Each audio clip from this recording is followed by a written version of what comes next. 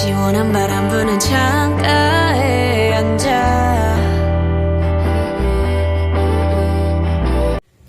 Perkenalkan, nama saya Marta Gracela. Saya mahasiswa pendidikan fisika. Pada kesempatan kali ini, saya akan mempresentasikan makalah saya yang berjudul Prinsip Kerja SmartSearch untuk mendeteksi penyakit jantung. Baik, selanjutnya kita akan masuk ke bab 1, yaitu pendahuluan. Nah, dalam pendahuluan ini terdapat latar belakang masalah. Nah, seperti yang kita tahu bahwa penyakit jantung adalah sebuah kondisi yang menyebabkan jantung tidak dapat melaksanakan tugasnya dengan baik. Nah, hal-hal tersebut ditandai dengan otot jantung yang melemah. Nah, hal ini juga menyebabkan darah bersih dan darah kotor tercampur. Nah, penyakit jantung ini dapat menyerang siapa saja, entah itu orang tua, anak kecil, pria, maupun wanita. Nah, penyakit jantung sendiri merupakan salah satu penyakit yang berbahaya dan banyak menimbulkan kematian kepada penderitanya. Nah, seiring dengan perkembangan teknologi, khususnya dalam bidang fisika, fenomena tersebut mampu teratasi dengan adanya sebuah teknologi kesehatan, yaitu sensor cerdas atau SmartSearch. Nah, kehadiran sensor cerdas atau SmartSearch tentu sangat membantu para perawat dalam memantau kondisi pasien yang mengalami penyakit jantung yang berada di rumah. Nah, SmartSearch juga merupakan salah satu teknologi keperawatan yang dapat digunakan oleh penderita penyakit jantung. Nah, sistem ini dapat memantau kondisi pasien meskipun pasien berada di rumah. Nah, apabila terjadi masalah pada pasien, maka SmartSearch ini dapat memberikan sinyal ke rumah sakit sehingga pasien dapat tertangani lebih cepat. Nah, alat ini dapat memantau kondisi jantung pasien dengan teknologi fotoletimografi atau PPG, elektrokardiogram, dan nadi oksimetri. Berdasarkan latar belakang yang telah diuraikan, maka dapat dirumuskan permasalahannya, yaitu rumusan masalah yang dapat diambil dari latar belakang tersebut, yaitu bagaimanakah cara kerja SmartSearch atau baju pintar untuk mendeteksi penyakit jantung. Nah, dari rumusan masalah yang telah dirumuskan, maka tujuan dari makalah ini yaitu untuk mengetahui prinsip kerja SmartSearch atau baju pintar untuk mendeteksi penyakit jantung. Nah, dalam makalah ini juga terdapat manfaat penulisan.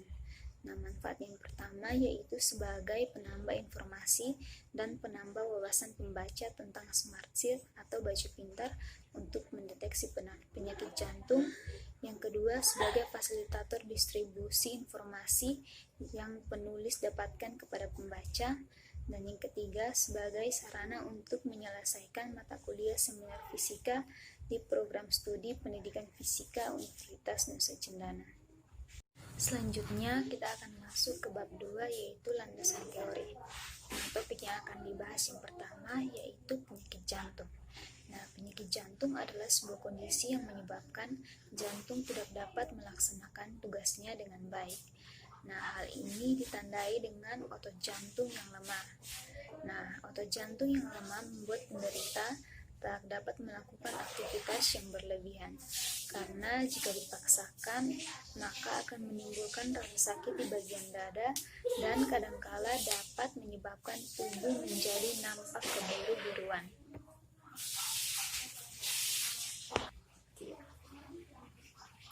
Yang kedua adalah sensor. Sensor merupakan alat untuk mendeteksi atau mengukur sesuatu yang digunakan untuk mengubah variasi mekanis, magnetis, panas, sinar, dan kimia menjadi tegangan dan arus listrik. Nah, dalam lingkungan sistem pengendalian dan robotika, sensor memberikan kesamaan yang menyerupai mata, pendengaran, hidung, lidah, yang kemudian akan diolah oleh controller sebagai otaknya. Nah, sensor merupakan komponen utama dari suatu transducer.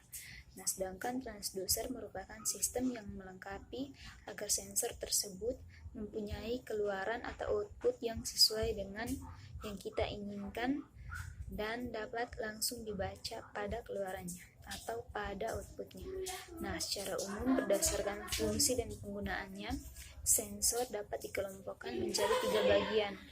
Yang pertama, sensor termal atau panas. Nah, sensor termal atau panas yaitu sensor yang digunakan untuk mendeteksi gejala perubahan panas, temperatur, suhu pada suatu dimensi benda atau dimensi ruang tertentu. Nah, yang kedua yaitu sensor mekanis. Nah, sensor mekanis adalah sensor yang mendeteksi perubahan gerak mekanis seperti perpindahan atau pergeseran posisi, gerak lurus dan melingkar, tekanan, aliran, level, dan sebagainya. Dan yang ketiga yaitu sensor optik atau cahaya. Nah, sensor optik atau cahaya adalah sensor yang mendeteksi perubahan cahaya dari sumber cahaya, pantulan cahaya, ataupun bias cahaya yang mengenai benda atau ruangan. Nah, yang berikutnya yaitu jenis sensor. Nah, beberapa jenis sensor yang digunakan dalam rangkaian elektronik yaitu ada sensor cahaya, sensor suhu, sensor tekanan. Nah, sensor cahaya ini merupakan alat yang digunakan untuk merubah besaran cahaya menjadi besaran listrik. Kemudian, sensor suara adalah sebuah alat yang mampu merubah gelombang sinusoida suara menjadi gelombang sinus energi listrik. Nah, yang ketiga yaitu sensor suhu. Sensor suhu adalah sensor yang cara kerjanya yaitu merubah besaran suhu menjadi besaran listrik yang dapat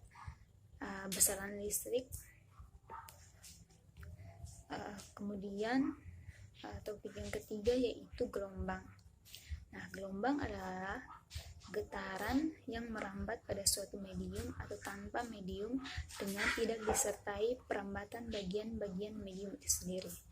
Nah, medium gelombang dapat berupa zat padat yaitu misalnya pada tali, zat cair misalnya pada air, dan gas pada udara. Nah, dalam perambatannya, gelombang memindahkan energi dari suatu tempat ke tempat lain. Nah, berdasarkan hal di atas, maka gelombang dapat dibedakan berdasarkan yang pertama berdasarkan medium perambatannya, yang kedua berdasarkan arah getar dan arah rambat gelombang. Berikut dalam gelombang juga terdapat amplitudo gelombang. Nah, amplitudo gelombang ini terdiri dari yang pertama gelombang berjalan, yaitu gelombang yang memiliki amplitudo konstan di setiap titik yang dilalui gelombang. Dan yang kedua, gelombang stasioner adalah gelombang yang memiliki amplitudo tidak konstan atau berubah secara periodik di setiap titik yang dilalui gelombang. Berikut yaitu fotoletimograf atau PPG. Nah, fotoletimograf atau PPG yaitu ini digunakan untuk mengukur kondisi peredaran darah yang dipompa oleh jantung pada organ tertentu dalam tubuh manusia. Nah, suatu teknik untuk mendeteksi atau mengukur perubahan volume di dalam suatu organ itu disebut dengan plethysmografi.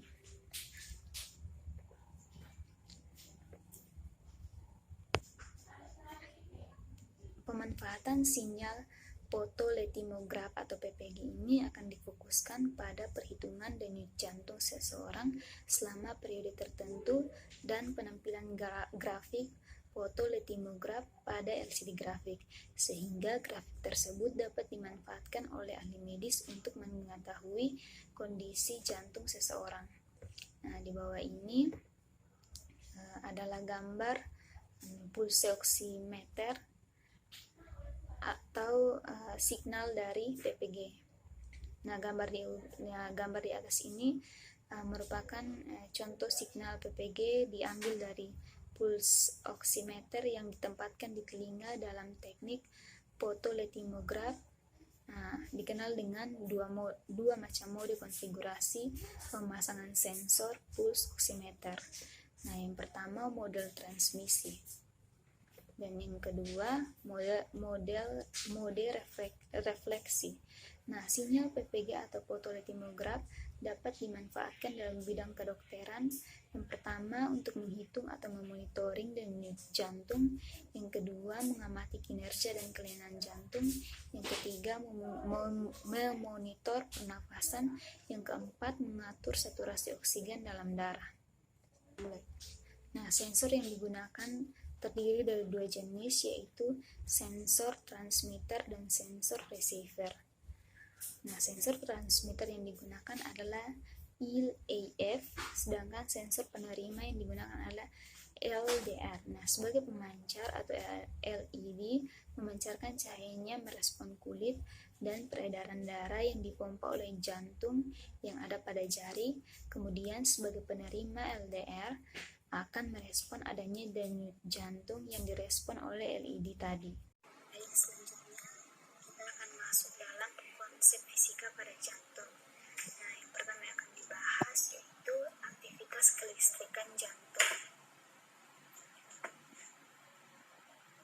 Nah, jantung manusia sendiri terletak di dalam rongga dada sebelah kiri. Nah, jantung dibungkus oleh selaput yang disebut dengan perikardium yang berlapis dua. Nah, di antara kedua lapisan tersebut terdapat cairan limfa yang berfungsi sebagai penahan gesekan. Nah, jantung sendiri mempunyai aktivitas listrik. Nah, aktivitas listrik pada jantung merupakan suatu akibat dari pergerakan ion-ion melalui membran sel sehingga menimbulkan konduksi pada jantung dan menghasilkan denyut jantung. Nah, aktivitas listrik dari sistem konduksi dapat digambarkan dengan elektrokardiogram atau EKG. Nah, aktivitas listrik dari jantung merupakan akibat perubahan permeabilitas membran sel yang memungkinkan pergerakan ion-ion melalui membran tersebut dan mengubah menjadi muatan listrik relatif sepanjang membran sel. Nah, jantung mempunyai aktivitas listrik meliputi yang pertama sinoatrionodus, yang kedua atrioventricular nodus, yang ketiga berkas His, dan yang keempat serabut Purkinje. Yang kedua yaitu proses depolarisasi dan repolarisasi. Nah, proses depolarisasi ini disebut dengan proses perangsangan, dan proses repolarisasi ini yaitu proses terjadinya pengembalian muatan ke keadaan semula. Nah, di bawah ini terdapat tabel muatan listrik sel otot jantung.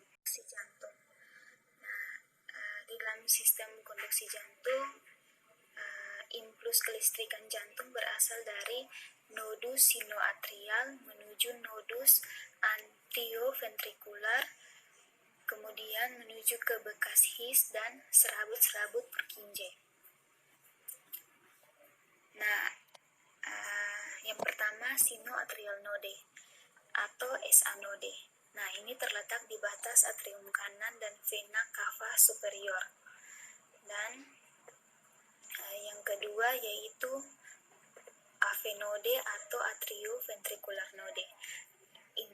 Terletak di septum internodal bagian sebelah kanan di atas katup tricuspid.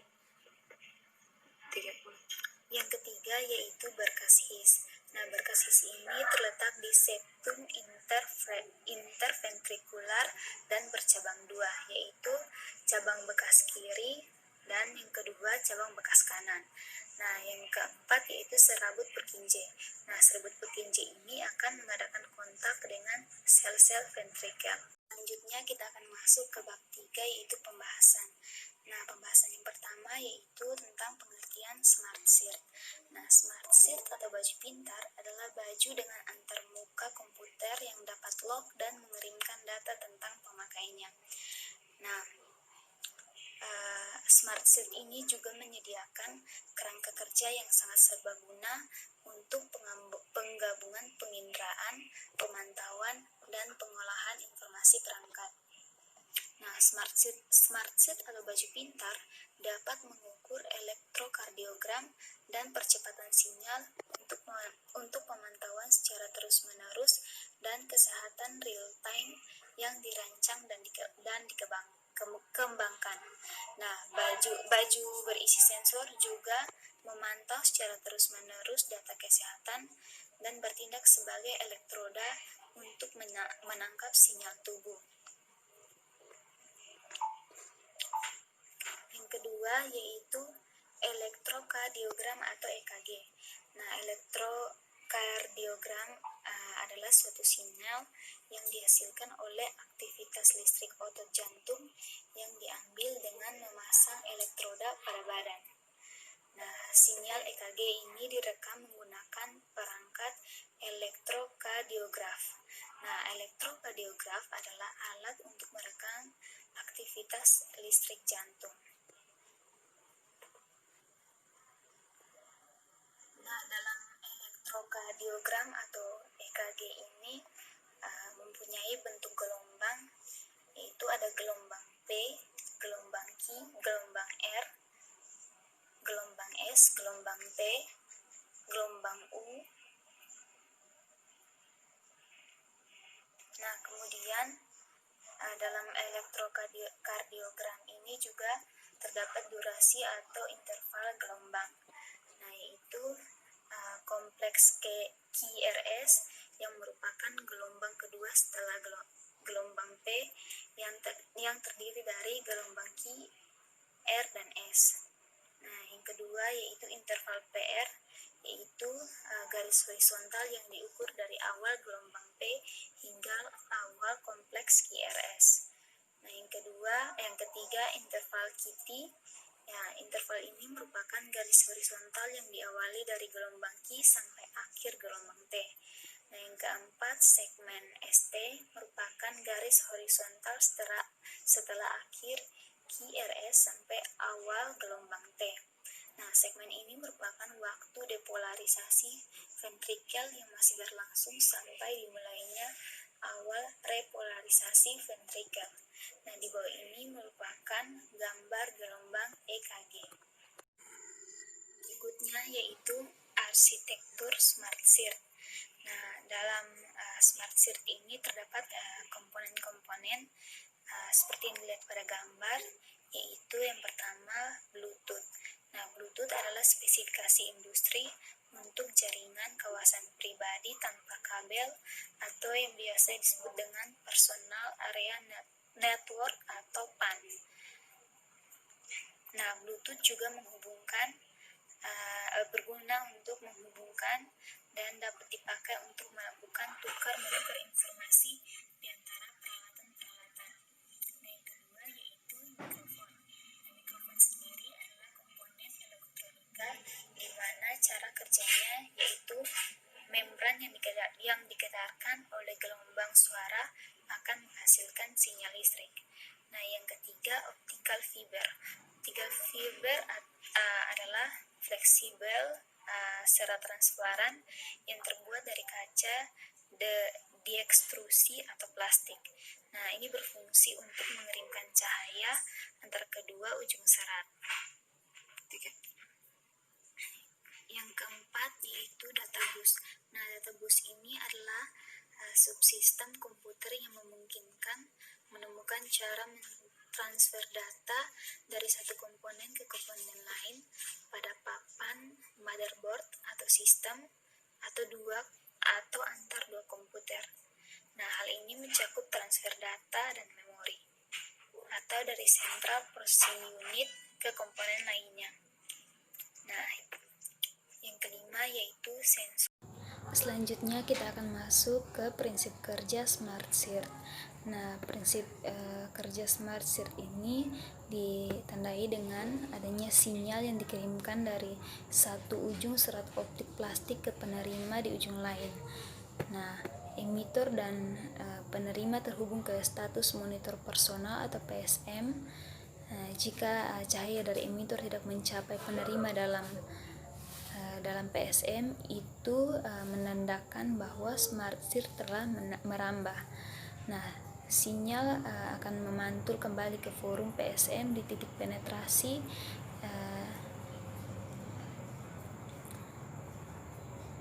dan kemudian teknologi kemeja pintar ini terdiri dari sensor kecil yang dihubungkan ke edge order oleh serangkaian kabel, juga dikenal sebagai fiber optik. Nah, ini juga terdapat seperti mikrofon kecil di garis leher dan yang relay informasi kepada pengguna. Nah, cara lain baju pintar yang digunakan adalah dengan sistem pemantauan PC. Nah, bisa diambil contoh untuk sebagian besar atlet yang berlatih untuk aktivitas tertentu, digunakan sebuah logik khusus di mana dapat mengumpulkan data melalui baju cerdas dan kemudian bisa menonton dan terhubung melalui PC di mana pelatih dapat melihat data tersebut. Nah, ini di bawah ini merupakan gambar dari prinsip kerja smart search. Nah, bab terakhir yaitu bab 4 penutup. Nah, bab 4 bagian penutup sendiri ini terdiri dari simpulan dan saran. Nah, sesuai dengan tujuan yang ingin dicapai yaitu mengetahui prinsip kerja dari smart search, maka dapat disimpulkan bahwa smart search sendiri merupakan salah satu teknologi keperawatan yang digunakan untuk memantau kondisi pasien selama 24 jam di rumah. Nah, alat ini menggunakan teknologi dari fotolitomografi dan oksimetri nadi serta menggunakan elektrokardiogram yang dapat membaca denyut jantung. Nah, sinyal-sinyal yang terbentuk dari sensor tersebut akan ditransmisikan melalui komputer di rumah untuk mendiagnosis kondisi jantung pasien. Kemudian komputer rumah akan menganalisis data yang dikirimkan dan mengirimkan sinyal peringatan pada pusat telenursing melalui saluran telekomunikasi seperti internet jika adanya gangguan pada jantung. Nah, yang berikut yaitu saran. Nah, karena pada makalah ini hanya membahas mengenai prinsip kerja smart search untuk mendeteksi penyakit jantung, maka untuk pembahasan lebih lanjutnya disarankan untuk membahas tentang prinsip kerja smart search untuk mendeteksi penyakit diabetes. Baik, sekian presentasi dari saya. Terima kasih.